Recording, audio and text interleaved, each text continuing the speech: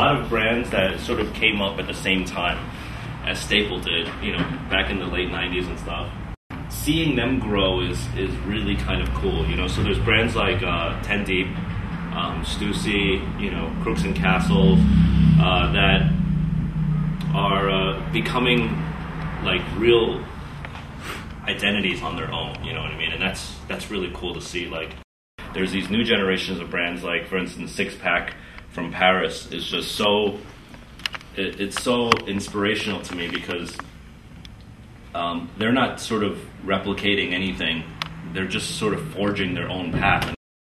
And then you've got guys like the Hundreds who are kind of middle-aged, I guess. They're sort of like in their 5-6 year span. They're not like in their first or second year. They've sort of, you know, getting into their stride now. And they're doing it in a very similar way that Scott from 10 Deep and me, you know, they're kind of doing it by building an allegiance and a family base, you know. So it's like when you wear the Hundreds, it's not necessarily about the design so much as it is about the meaning behind the brand name that you are associating yourself with. So by wearing a 100 shirt, you're kind of saying I'm down with a certain lifestyle culture, you know.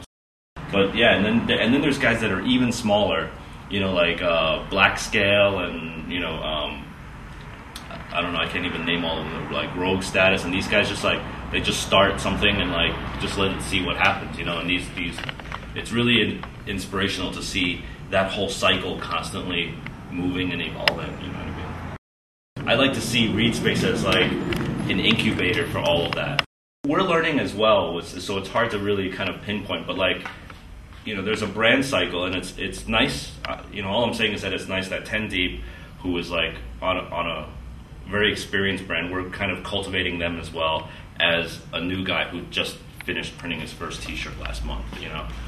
And I hope when the customer comes in, they can sort of see that as well. Like, wow, there's really developed, like, you know, high-end leather jackets and like technical wear. And then there's like kind of the shirt that really looks like it was printed in some guy's kitchen, because it really was, you know.